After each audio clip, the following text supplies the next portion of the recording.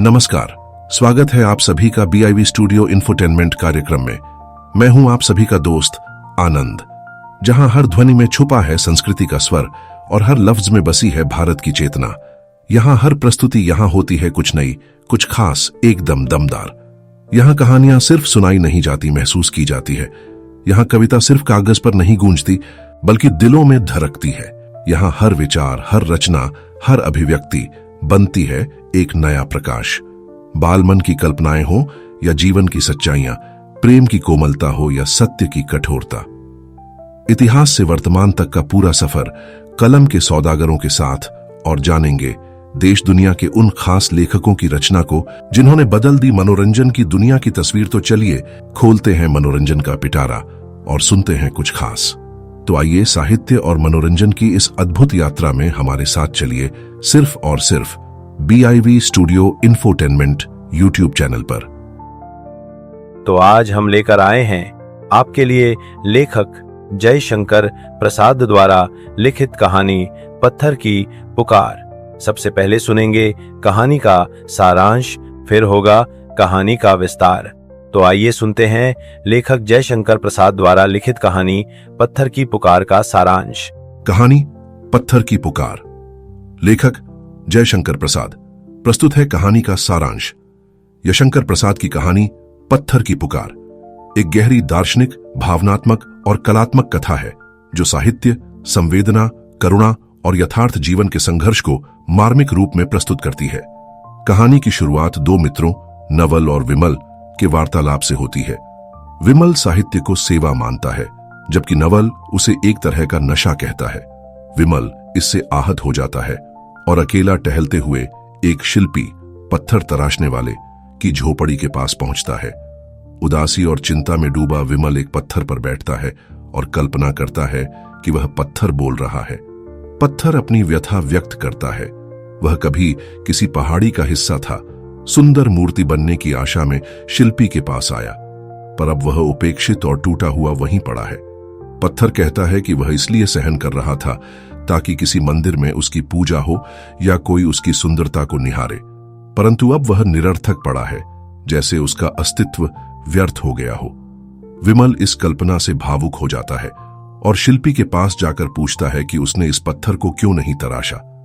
शिल्पी शांतिपूर्वक उत्तर देता है कि अमीर और संवेदनशील लोग केवल कल्पनाओं में डूबकर लहरों, पवन और पत्थर की पुकार को सुनते हैं, पर क्या वे कभी किसी वास्तविक निर्धन हृदय की निःशब्द चीख को सुनते हैं। यह बात विमल को झकझोर देती है और वह मौन हो जाता है।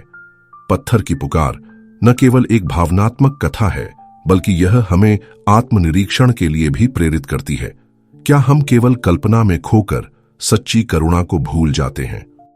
अभी आपने सुना लेखक जयशंकर प्रसाद द्वारा लिखित कहानी पत्थर की पुकार का सारांश।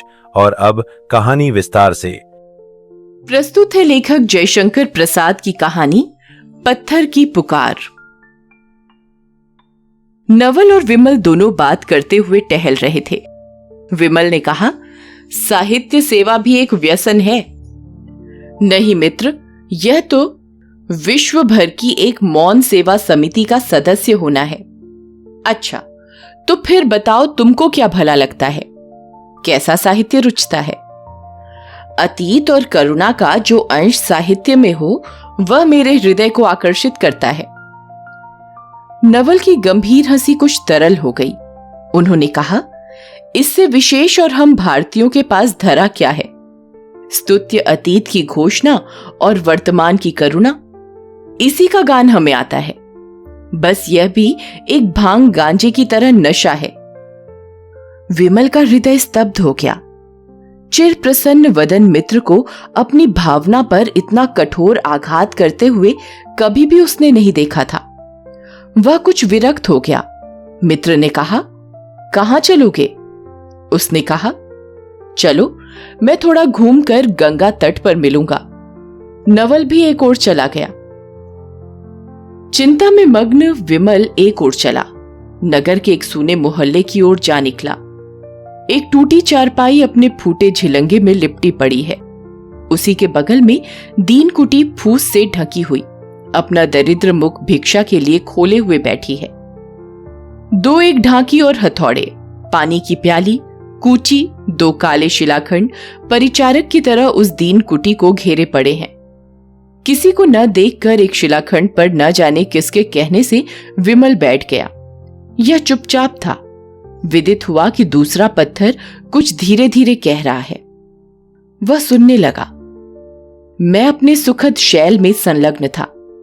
शिल्पी, तूने मुझे क्यों लापटका? यहां तो मानव की हिंसा का गर्जन मेरे कठोर वक्षस्थल का भेदन कर रहा है। मैं तेरे प्रलोभन में पड़कर यहां चला आया था। कुछ तेरे बाहुबल से नहीं, क्योंकि मेरी प्रबल कामना थी कि मैं एक सुंदर मूर्ति में परिणत हो जाऊं। उसके लिए अपने वक्षस्थल को शत विशत कराने को प्रस्तुत था।